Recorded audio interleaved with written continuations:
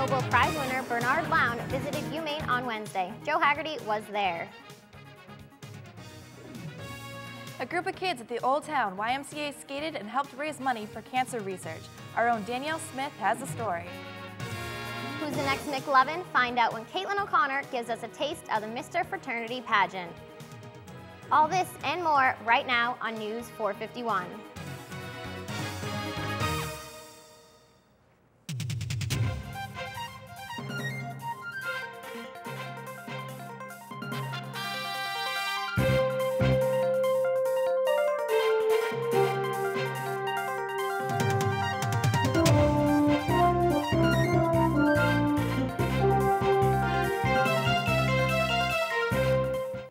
Welcome to our 451 News broadcast. I'm Vanessa Cutter. And I'm Meghan Mathieu. Former Governor Angus King will speak via iChat at UMaine's Technology, Teaching and Learning Implications for Today and Tomorrow Forum on Friday. King will discuss the development of the Maine Learning Technology Initiative, which put laptops in all Maine school districts.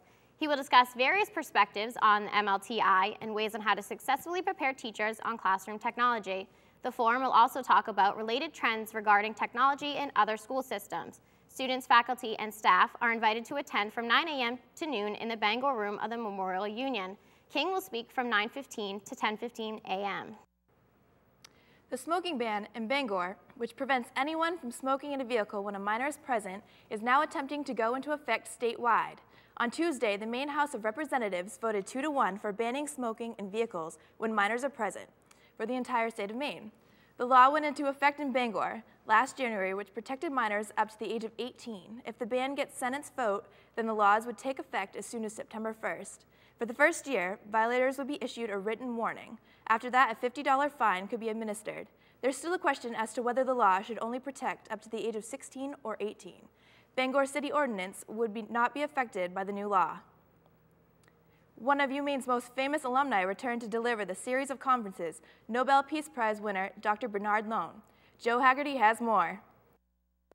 We're here at the DPC where one of UMaine's most prestigious alumni have come back to speak, Dr. Bernard Lown. Dr. Lown graduated the university in 1942. Known for his work in cardiology, Dr. Lown would go on to invent the defibrillator, which is a device used in resuscitating heart attack patients. Though Dr. Lown has only returned to his alma mater a handful of times since his graduation in 1942, University of Maine staff, including President Kennedy amongst others, are always elated to have such a prestigious speaker at the podium. We'll celebrate the alumni, certainly class of 42, and many still visit UMaine often and always. It's rare, though, that we actually have a chance to have Dr. Lown visit us. Certainly this is a terrific occasion for UMaine and for UMaine alumni. It's a pleasure to ask you to join me in a warm UMaine welcome for Dr. Bernard Lown.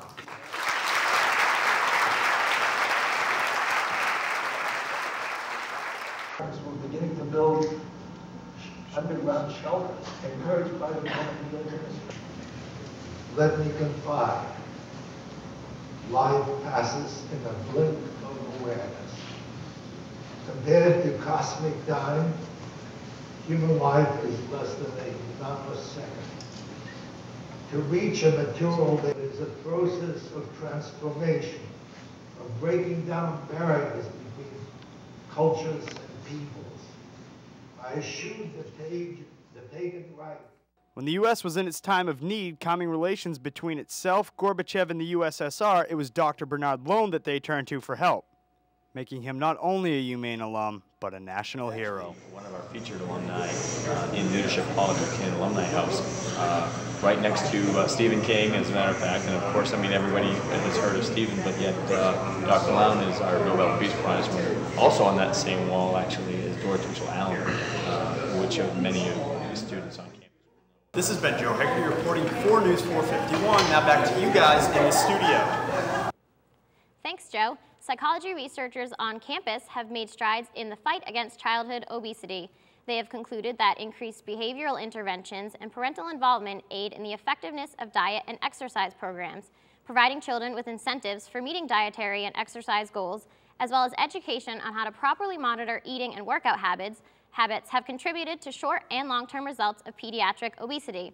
Parents should make healthy foods available to their children and consistently encourage good eating habits. The study also found that overweight parents should follow a healthy diet and exercise regime themselves. In doing so, the parents will serve as great role models for the children. The results of the study are set to appear in the upcoming issue of the Journal of Clinical Child and Adolescent Psychology. The University of Maine's Folk Life Center hosted a lecture by the author of Folklores of the Jew. Natasha Gilson has more. Yesterday, the Maine Folk Life Center sponsored a scholar to speak in the Union's Bangor room about the Jewish mother. Professor, scholar, and author Dan Ben Amos of the University of Pennsylvania talked about his 2 volumes, Folktales of the Jews, more specifically the women. And she talked about the traditional Jewish woman, meaning the woman who comes out of the Bible, like Deborah or Rebecca or Sarah. And then he very quickly fast-forwarded up to the present, and he talked about Jewish women in Arab countries extensively, especially Moroccan Jewish women, and also Eastern European Jewish women, the Fiddler in the Roof type. Approximately 30 people came to listen to his speech, where he threw in a few of his Jewish jokes. The angel said to her when she was 90, you are going to have a child, and she said, I'll translate it into modern terms, and I hope you wouldn't object. At the age of 90, I'm going to have an orgasm. Come. His lighthearted humor after some serious folklore stories easily cheered the crowd. For News 451, I'm Natasha Gilson. Thanks, Natasha. It's great to hear about different cultures. It sure is. Stay tuned. We'll be back with more 451 News right after this. I like to watch the main channel. I have a nice view from up here in the tree.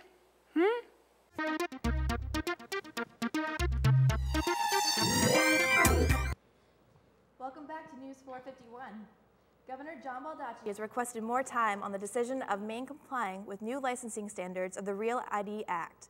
The act, which focuses on anti-terrorism, was issued after September 11th to protect personal identifications. The Department of Homeland Security said that restrictions will be placed on air travel from residents of states which did not get waivers from the Real ID Act. In addition, those residents will be denied access into any federal building starting May 11th. According to the Secretary of State, complying with the Real ID Act could cost the state approximately $200 million. Baldacci sent a letter to Homeland Security requesting that Maine residents are not penalized if the state misses the government's deadline for the act. Other states, such as South Carolina and New Hampshire, have yet to seek waivers as well. There's still a question to whether or not the Real ID will actually strengthen security. The University of Maine Safe Campus Project and the Women's Resource Center are joining with the Penobscot Job Corps to host a national speaker. Tony Porter, co-founder of the national organization A Call to Men, will be at UMaine for a day-long event on April 10th. A Call to Men addresses the issues of violence and works with the men to help women. Porter's performance is offered as part of the Sexual Assault Awareness Month in April. This event is free to the public and will be at 1375 Union Street in Bangor from 8:30 to 11:30 a.m. 2 experts on the roots of global terrorism visited UMaine. Ryan Jarrell has the story.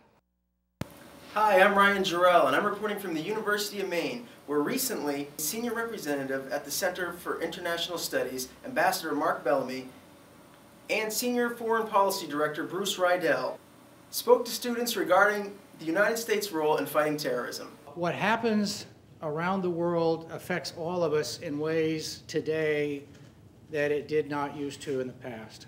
And so in our report, we said, well, there are 5 areas that the next administration ought to look at where we can begin to rebuild our reputation, and by rebuilding our reputation, rebuild friendships and partnerships around the world and generate more interest around the world in working with us, and at the same time disarm our critics and enemies. And what we do every year is we invite 100, 150 prominent Americans and prominent people from across the Islamic world, from Morocco to Indonesia, to get together to take the temperature of the relationship between the Islamic world, 1 billion people, and the United States of America. We need to really begin to work to repair our alliances and our partnerships and our relationships with the institutions around the world that we belong to. It means that we need to become once again a more active multilateral player. Well, that's it for me here at the University of Maine. Back to you guys. Thanks, Ryan. A Harrington woman was arrested for employing illegal aliens and possessing a false visa. Doris Escalante admitted to hiring 10 illegal aliens between January of 2005 and June 2006 to work at a sea cucumber processing plant in Washington County. Escalante was sentenced 14 months in jail, 3 years of supervised release, and a $200 special assessment. The sentence was reduced to half of the minimum penalty under federal guidelines after describing the years of physical and emotional abuse she suffered from her husband. After 9 months, Escalante will serve 3 months in federal prison and then be handed to immigration officials in South Portland, who will decide if she'll be deported to her home country of Honduras. The Old Town YMCA sponsored a Skate for Cure event last Saturday. Danielle Smith was there. I'm here at the Orono Old Town YMCA, where skaters of all ages have gathered to skate for fun, prizes, and for the cure. Approximately 50 skaters ranging from ages 4 to 45 were on hand at the Y Skate Park Saturday. I started skating a long time ago. I don't skate as much as I used to, but I keep skating, yep. I started skating 4.5 years ago when I lived in Florida. So, I don't know, seemed like something fun to do. I come here mostly every day, after school, hang around. I volunteer here and just like skate around a lot. Skaters had the option of competing against each other for prizes varying from CDs to stickers to brand new skateboards. Generally, you know, skateboards, trucks, wheels, bearings, stuff like that. But most of the time, it's more or less just for fun. Every time we get a chance, we come to the skate competitions. I've been skating contests for like 2 years now, I think. I got a chance to talk to Carl Crawford about his involvement with the Y. I'm the Teen and Community Outreach Director. I've been here for 2 years. I was here for about a year as a volunteer, helping with the skate park, and kind of came in to do that, and then they offered a position. I work with teens, I work with kids in foster care actually, and one of the kids in foster care is the one that got me started doing it. I've been skating for 8 years now. I started when I was kind of late, I'm 38 years old.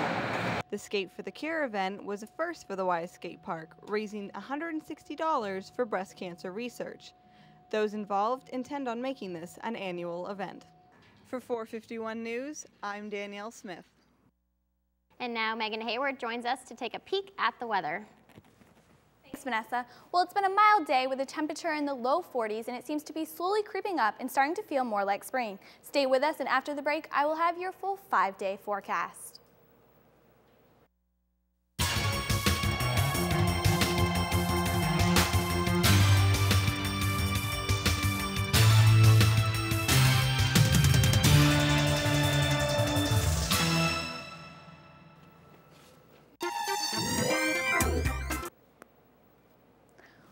Welcome back to News 451. I'm Meghan Hayward, bringing you the weather.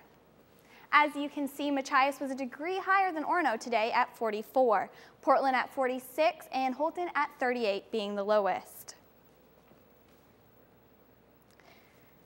And now let's take a look at the today, tonight, and tomorrow. Today it was in the low 40s with a high of 43 and partly cloudy. Tonight it's going to be chilly with a low of 24 degrees. And tomorrow will be partly cloudy with a high of 35 and a low of 21. Now let's take a look at the radar map. As you can see, there's not much going on. There are a few scattered showers north of Orono, but we haven't experienced any rainfall here, which is a good thing. And now the sunrise today was at 6:24 a.m. and the sunset is going to be at 6:56 p.m. tonight, giving us a total hour of daylight, 12 hours and 32 minutes. And finally, rounding out today's weather, we have the full 5-day forecast. Tomorrow is going to be partly cloudy between 31 and 35 degrees. Saturday will be mostly cloudy with 21 to 36 being the average temperature. Sunday will again be partly cloudy, 25 to 39. Monday, once again, partly cloudy, 30 to 41. Tuesday, we're going to see some showers with 30 to 40. That's all for this edition of News 451. More news after the break.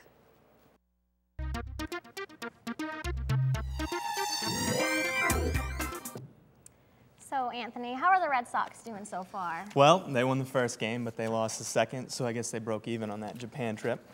But first, the University of Maine softball team was swept in a doubleheader against Providence on Saturday afternoon. In the first game, Maine infielder Taryn Hill hit a 2-run homer, but Maine couldn't muster up much more offense in the 10-3 loss. Maine battled hard in the second game where the lead changed hands several times. Providence ended up winning the game 7-6 on a sac fly to center field by Jenna Garcia. With the losses over the weekend, Maine's record for the season drops to 0-26. The Red Sox finished their trip to Japan in disappointing fashion Wednesday morning, dropping their second game 5-1. They ended up splitting their 2-game series overseas.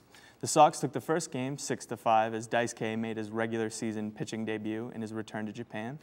Filling in for an injured J.D. Drew, Brandon Moss hit a solo home run to tie the game and send it into extra innings. In the 10th inning, Manny Ramirez hit a double that scored the go-ahead run that would later win the game.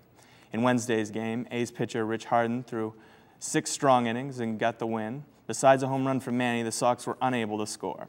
The Red Sox will now head out to Los Angeles to play their final 3 spring training games against the Dodgers. They will continue their regular season next Tuesday when they will play 2 more games against the A's in Oakland. Last night, the Celtics broke a 2-game losing streak at home, beating the Phoenix Suns 117-97. Kevin Garnett led the team in scoring with 30 points, and the Boston crowd chanted MVP as he made his final shot of the night. The teams were tied at the half, but the Celtics came out and played stifling defense in the second half. Closing the game, Pierce scored 12 of his 27 points in the fourth quarter. The win is the 56th of the season. They have already clinched both a playoff spot and the division. With the best record in the NBA, the team is well on their way to clinching home court throughout the playoffs. And that's all we have for sports today, Vanessa. All right, and thanks a lot, Anthony. When we come back, we'll get a glimpse of UMaine's next McLovin. Don't go far. I like to watch the main channel. I have a nice view from up here in the tree.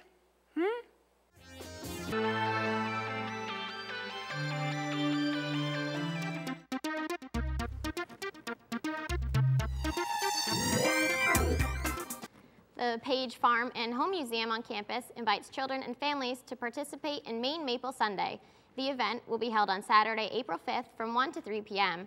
The affair will kick off with the maple sugaring story, a video to offer insight on one of Maine's oldest Native American traditions. K through 6th graders will learn activities, play games, and hear stories about maple sugar. There will also be a guided walking tour on UMaine's maple sugar operations. Visitors will visit the sugar house to learn about the evaporation process of maple sugar. Children will be invited to even taste the fresh syrup. The event charge is $4 per child for material reimbursement. For more information and to pre-register, call 581-4100. Are you ready for some dodgeball? The fraternity Sigma Phi Epsilon is hosting a 2nd annual Youth AIDS Charity Dodgeball Tournament, Saturday at 10 a.m. Teams will consist of 5 players. The cost is $25 per team, and proceeds will go to support youth AIDS.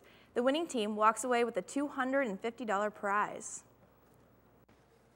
Speaking of fraternities, who was the next McLovin for Fraternity 2008? Caitlin O'Connor was there by the runway watching the men strut their stuff. Alpha Omicron Pi's 6th annual Mr. Fraternity took place Wednesday night at the Memorial Union. Mr. Fraternity is similar to a beauty pageant, but for men. Brothers from each fraternity are asked to participate. The pageant consisted of 5 rounds: letters wear, swimwear, talent, formal wear, and question and answer. Mr. Fraternity 2007 was there cheering his brothers on in the pageant. Last year I played guitar and sang a little song. Along with some great dance moves and entertainment, Mr. Fraternity is also a fundraiser known as Strikeout Arthritis. All money raised at this event goes to juvenile arthritis. The man with the most money collected and points from the 5 rounds is crowned Mr. Fraternity. My favorite part is actually the talent portion because I think it shows each man individually and who they are. The first place winner wins a day of the AO Pi sisters cleaning their fraternity house. And second place receives a home-cooked meal made by the sisters, and then third place wins a pizza party. It was a great turnout tonight here at Mr. Fraternity 2008. There were a lot of brothers here supporting their fellow brothers of their fraternity, and as you can see, there is quite some talent here tonight. I'm Caitlin O'Connor reporting for News 451. Chris Martineau of Kappa Sigma won 1st place. Jack Keenan of Beta Theta Pi took 2nd, and 3rd, Aaron Sanders of Lambda Chi Alpha. Well, that's all the time we have for today. I'm Vanessa Cutter. And I'm Megan Mathieu. On behalf of all of us here, thanks for watching, and be sure to catch us next week on News 451.